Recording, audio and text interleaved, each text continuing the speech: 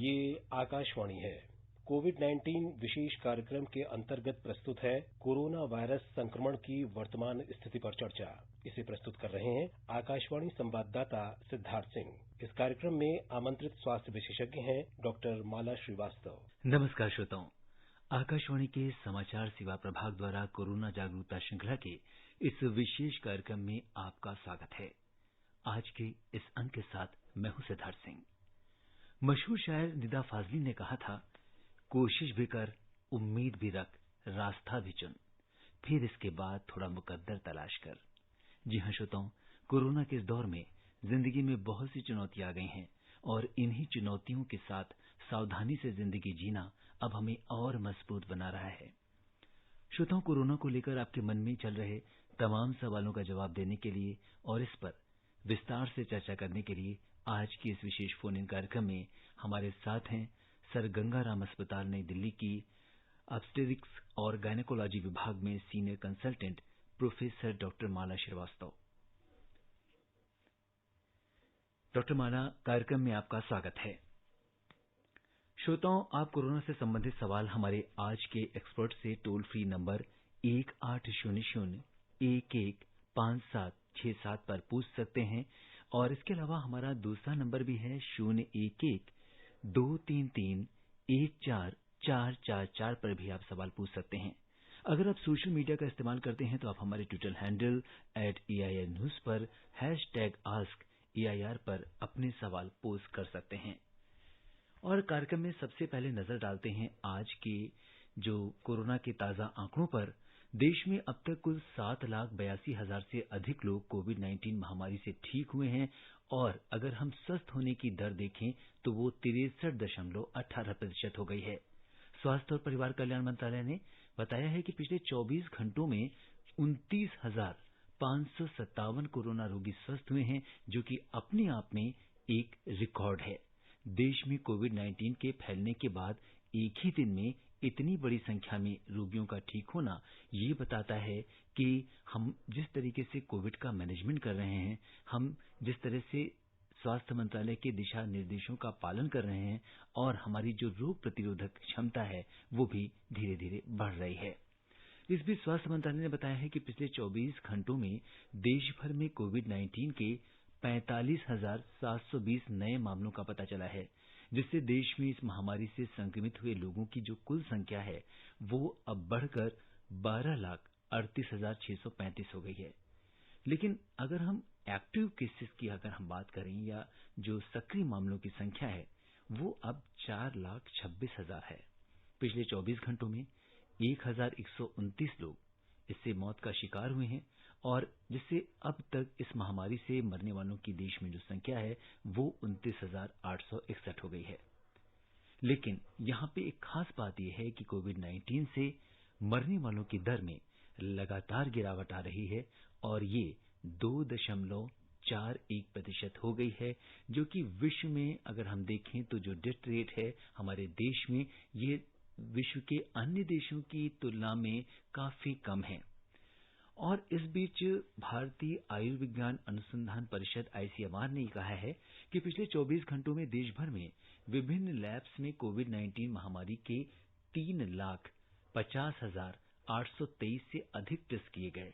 इस तरह अब तक कुल 1,50,75,000 परीक्षण किए जा चुके हैं, यानी कि हम 1.5 करोड़ का जो हमारा लक्ष्य है उसको हम पार कर चुके हैं।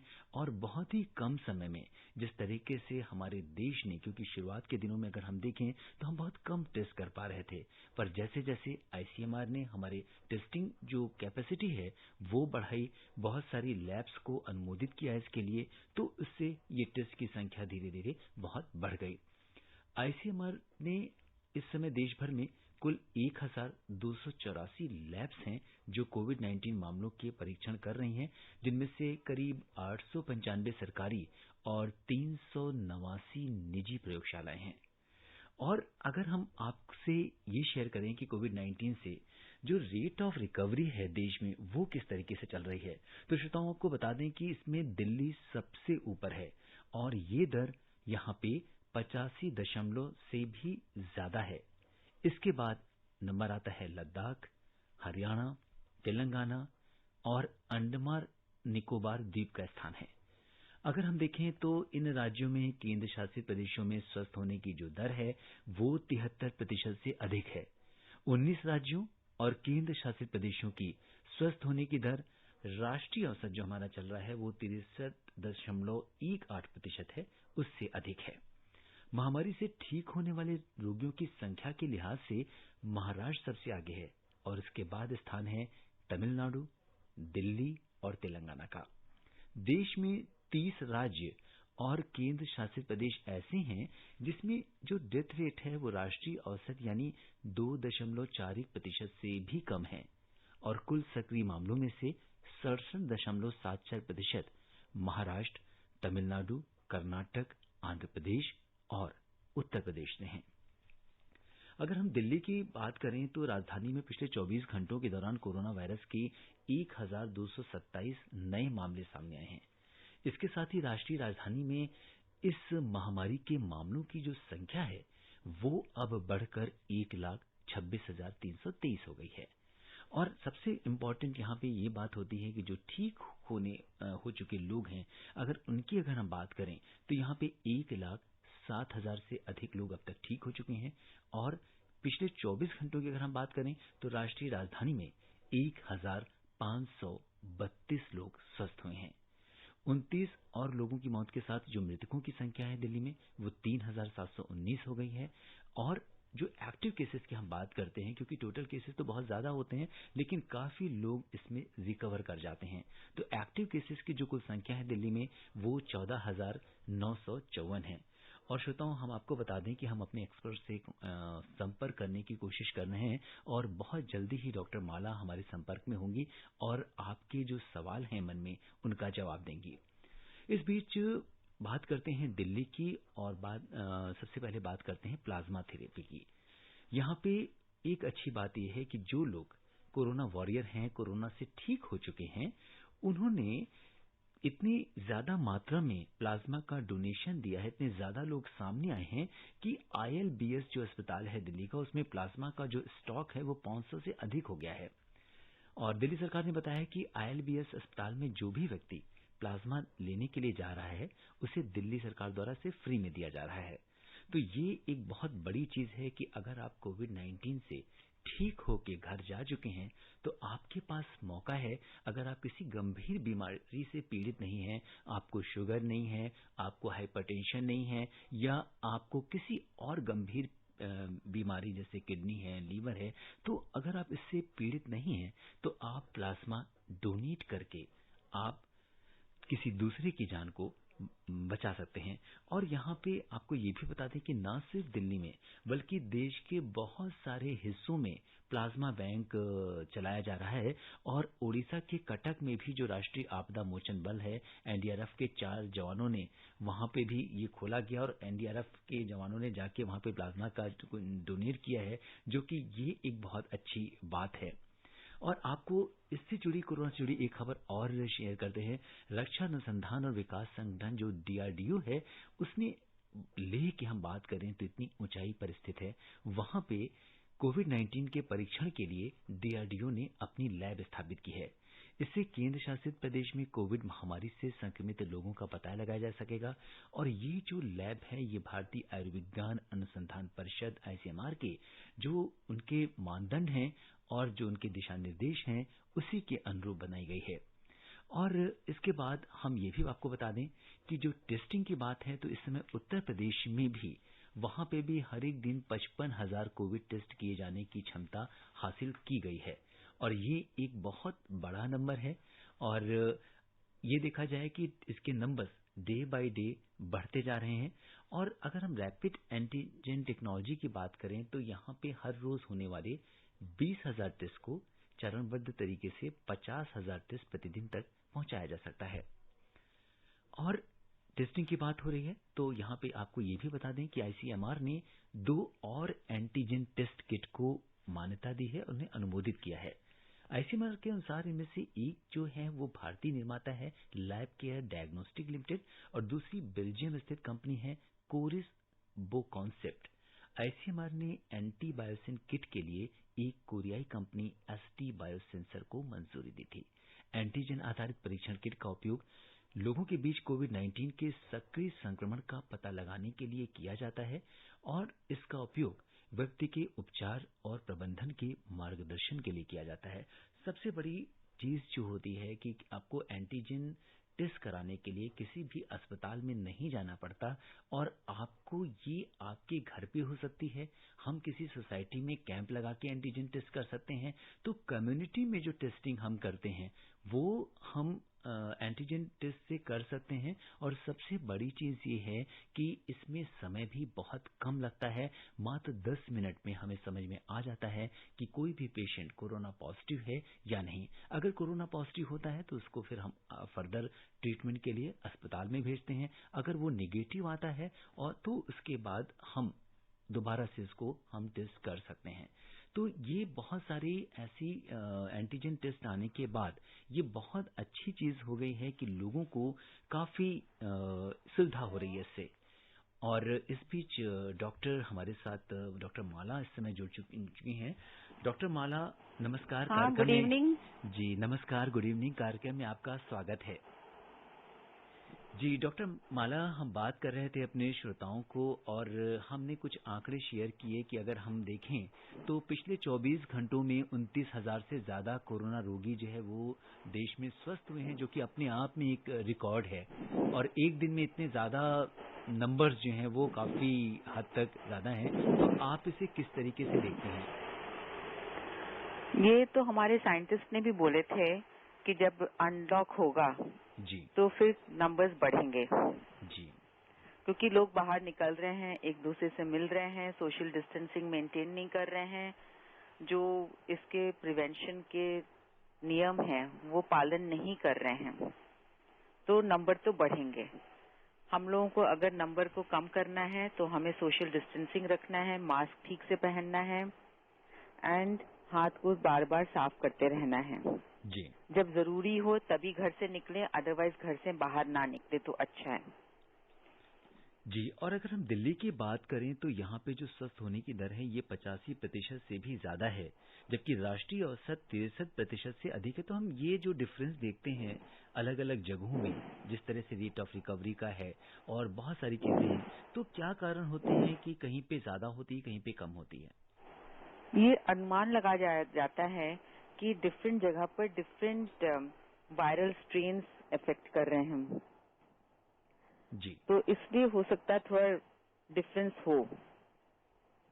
ये अनुमान हमारे साइंटिस्ट करते हैं कि हर जगह वायरस थोड़ा थोड़ा म्यूटेट करता है। जी तो कहीं पर जो इन्फेक्शन होता है वो ज्यादा खतरनाक होता है और कहीं पर इन्फेक्शन होता है वो इतना खतरनाक नहीं होता है। तो यही सोचकर अनुमान लगाया जा रहा है, प्रूफ तो खैर नहीं है इसका, जी लेकिन ये अनुमान लगाया जा रहा है कि डिफरेंट जोन्स में वायरस डिफरेंट तरीके से अफेक्ट कर रहा है। कुछ लोगों को माइल्ड इन्फेक्शंस दे रहा है ज्यादा, कुछ जगह पर रिकवरी रेट बेटर है, मे बी बिकॉज वो जो पेशेंट्स हैं वो अवेयर हैं, जल्दी डॉक्टर के पास पहुंच रहे हैं, जी और कुछ जगह पर वायरल स्ट्रेन थोड़ा खतरनाक है तो इसलिए वहां पर प्रॉब्लम ज्यादा है। जी। और डॉक्टर ऐसा अनुमान लगाया जा रहा है। जी डॉक्टर माला, इस समय स्वास्थ्य मंत्रालय की जो N95 मास्क को लेकर जो एडवाइजरी जारी की गई है, जिसमें कहा गया है कि इसमें लगे रेस्पिरेटर की वजह से जो संक्रमण है उसका खतरा रहता है।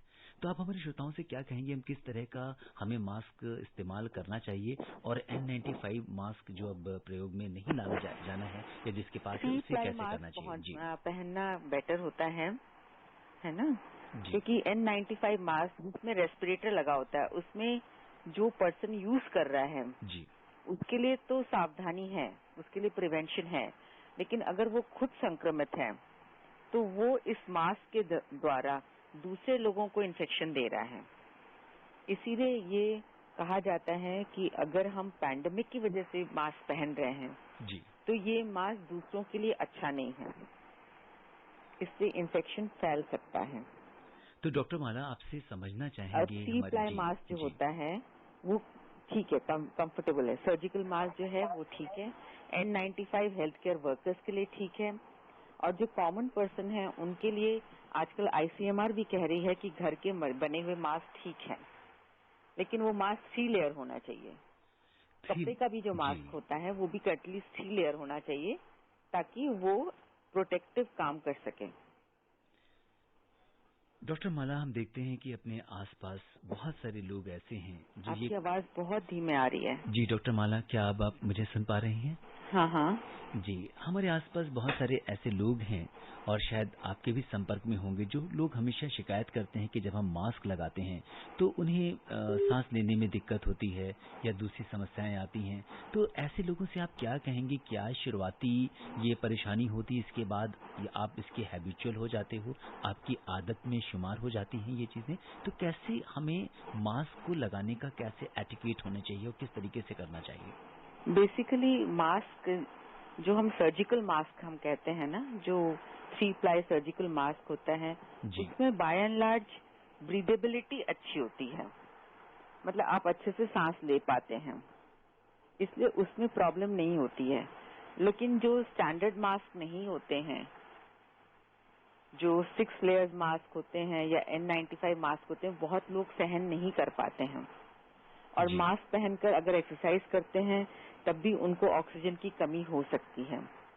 तो मे बी उनको आदत नहीं है, इसलिए हो सकती है परेशानी, और मे बी उन्होंने ठीक तरह का मास्क नहीं पहना है, इसलिए उनको परेशानी हो सकती है। जो कॉमन सर्जिकल मास्क आते हैं, 3 प्लाई सर्जिकल मास्क, वो कंफर्टेबल होते हैं, कॉमन पर्सन वो यूज कर सकते हैं, and that is good enough. अगर उनको डर लगता है तो 2 सर्जिकल मास्क भी पहन लेंगे तो वो भी बेटर होता है उनके लिए। और डॉक्टर माला, बहुत सारे सोशल मीडिया पे हम ये इस तरह की बहुत सारी ऐसी बातें देखते हैं आजकल। आपकी आवाज नहीं आ रही है ठीक से। जी डॉक्टर माला, क्या आप मुझे सुन पा रहे हैं? हाँ बोलिए। जी, मैं ये कह रहा हूँ कि सोशल मीडिया पे अक्सर ऐसा देखने में आता है, बहुत सारे लोग ऐसा लिखते हैं कि हम जब मास्क लगाते हैं तो बहुत सारी जो हम कार्बन डाइऑक्साइड बाहर लेते हैं वही हम दोबारा से इनहेल कर लेते हैं। तो इसके बारे में क्या मिथ है या क्या ये बात भ्रामक है? नॉर्मली सर्जिकल मास्क जो हम लोग यूज करते हैं वो 1 टाइम यूज होता है जी, क्योंकि वो कंटामिनेट हो जाता है, बाहर का सरफेस जो होता है कंटामिनेट हो जाता है। लेकिन जो N95 मास्क होता है जी, वो यूज किया जा सकता है, लेकिन तुरंत यूज नहीं किया जा सकता। वो हम लोग कहते हैं कि 5 का सेट बनाकर रखें, एंड जैसे आज एक N95 मास्क पहना, घर जाकर उसको पेपर वाले लिफाफे में या पैकेट में रख दें।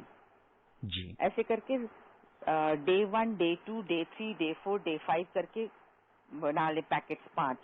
जी, तो एक दिन डे 1 का पहने, दूसरे दिन डे 2 का पहने, तीसरे दिन डे 3 का पहने, 5 दिन पहन सके 1, 2, 3, 4 करके, फिर छठे दिन डे 1 वाला पहने।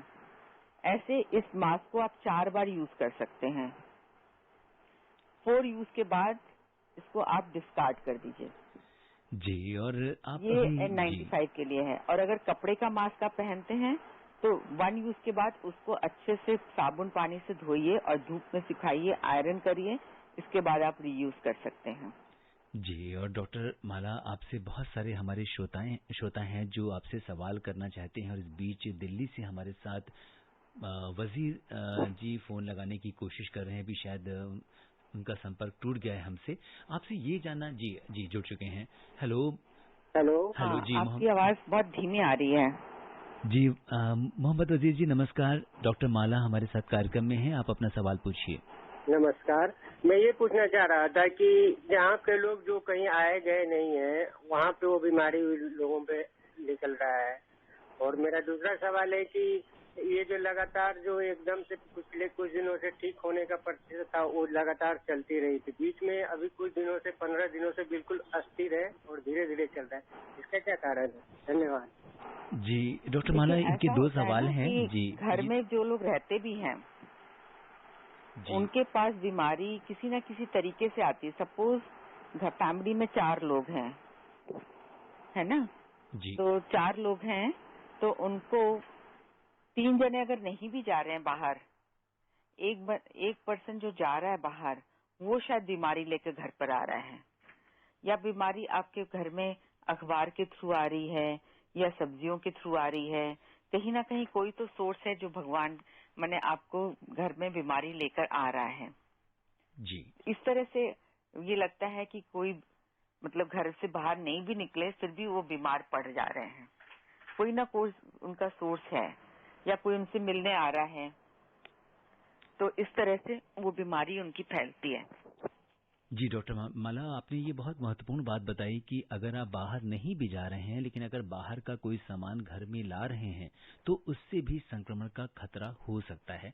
आपसे जानना चाहेंगे कि जैसे जो रोजमर्रा की चीजें हैं, हम सब्जी, दूध या इस तरह की वस्तुएं जब घर लेकर आते हैं, तो एक बार फिर से हमारे श्रोताओं को बताइए कि उन्हें हमें किस तरह से सैनिटाइज करना चाहिए या किस तरह से उन्हें रखना चाहिए। बेसिकली कुछ सामान में जैसे पेपर में थोड़ी देर के लिए ही ये वायरस जिंदा रहता है। कुछ सामान में जैसे बाहर से सब्जियां आती हैं तो उसको घर में लाकर अच्छे से धो लें। कुछ लोग कहते हैं कि गर्म पानी में भी धो लेंगे तो और अच्छा है। और कुछ अगर ऐसी चीजें आती हैं जिनको साबुन और पानी से धोया जा सकता है तो उसको साबुन और पानी से धोया जाए। तो इस तरह से आपको देखना है। सपोज बाहर से कोई सामान आया, आपका कोई कोरियर आया है, तो कागज में कुछ घंटे तक रहता है, तो कागज आप रिसीव कर लीजिए, सैनिटाइज कर लीजिए, तब यूज करिए। या अगर पॉसिबल है तो 1 दिन 2 दिन उसको बिना टच किए छोड़ दीजिए, एक किनारे रख दीजिए, वहां पर उसको 1 दिन 2 दिन टच नहीं करिए।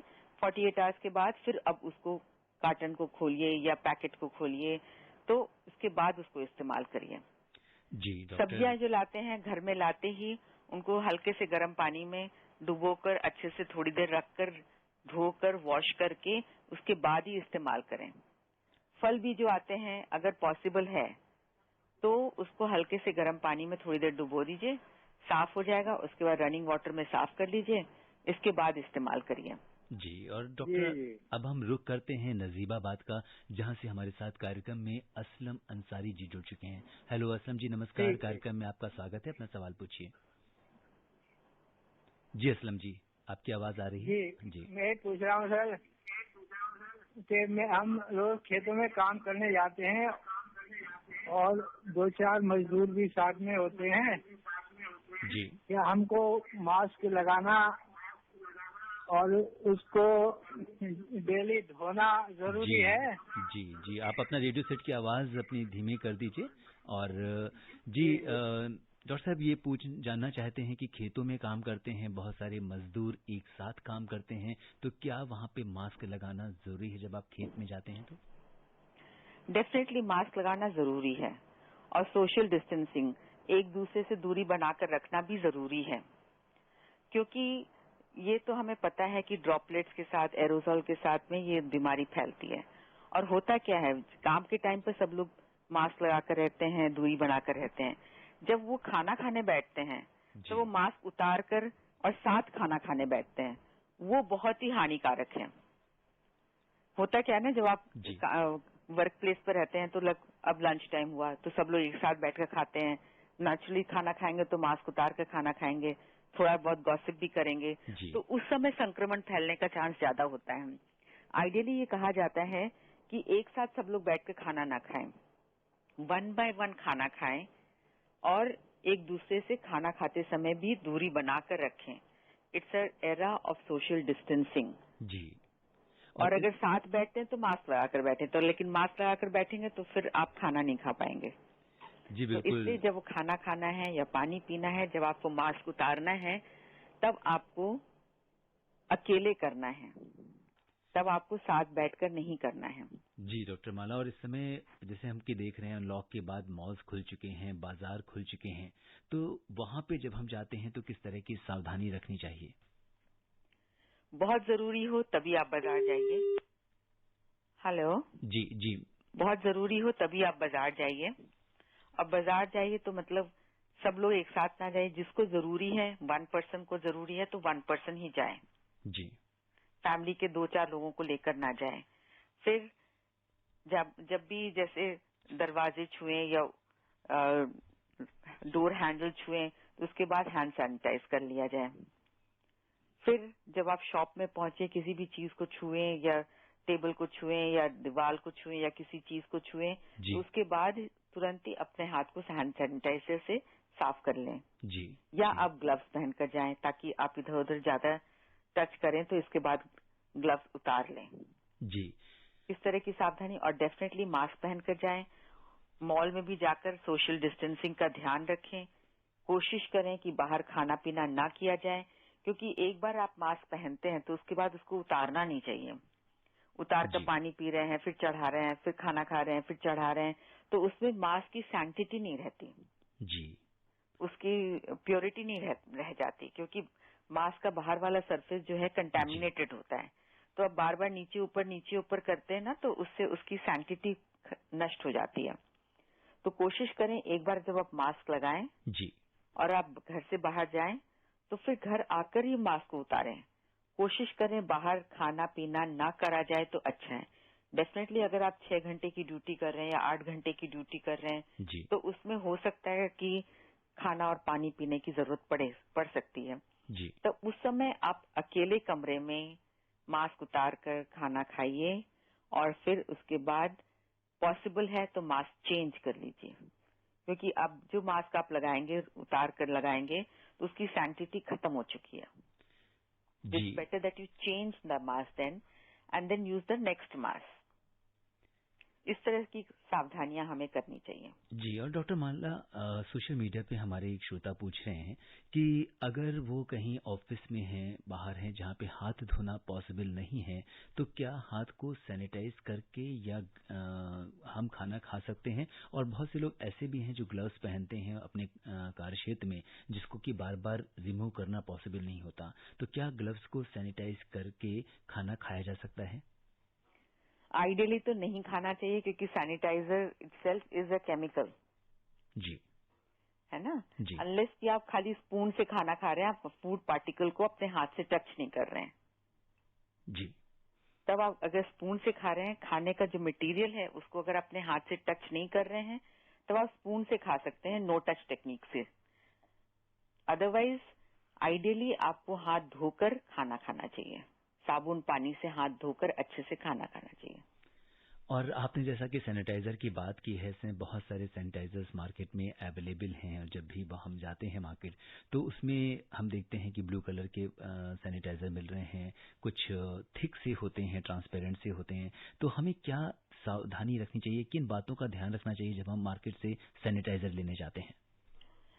कोई भी सैनिटाइजर लेते हैं तो हमें देखना है कि 70% उसमें अल्कोहल कंटेंट हो, तभी वो कारगर सैनिटाइजर होगा। दैट इज इम्पोर्टेंट, क्योंकि अगर वो 70% उसमें अल्कोहल नहीं होगा तो फिर वो हाथ धोने में के काम में अच्छे से नहीं आएगा, मैंने सैनिटाइज नहीं करेगा आपका सिर्फ हाथ। तो इस चीज का ख्याल रखना चाहिए। बाकी चॉइसेस हैं, वैरायटी है, you make your own choice, there is no harm. जी। और अब समय इजाजत नहीं दे रहा कि हम इस चर्चा को आगे बढ़ाएं। चलते चलते डॉक्टर माला, आप आकाशवाणी को जो श्रोता हैं हमारे, उन्हें क्या टिप्स देना चाहेंगी? ये पैंडेमिक है, ये बुरी बीमारी है और ये फैलती है और सबको प्रभावित करती है। हम सबको इससे बचना है। Each and every person should take care. हर इंसान को, हर व्यक्ति को अपना योगदान देना है इस बीमारी को ना फैलने के लिए। अब हम कैसे योगदान दे सकते हैं?